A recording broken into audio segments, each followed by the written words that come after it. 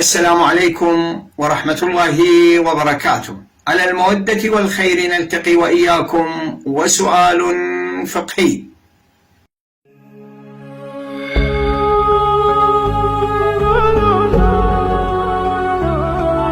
سؤالنا لهذا اليوم: هل يجوز لمن عليه غسل مس الميت أن يدخل المساجد والمشاهد المشرفة قبل الغسل؟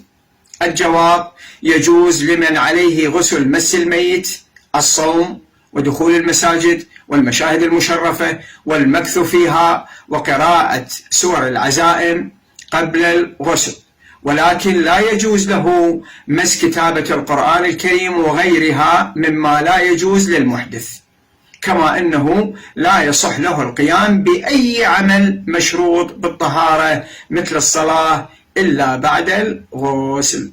والحمد لله رب العالمين، وصل يا رب على محمد وآله الطيبين الطاهرين.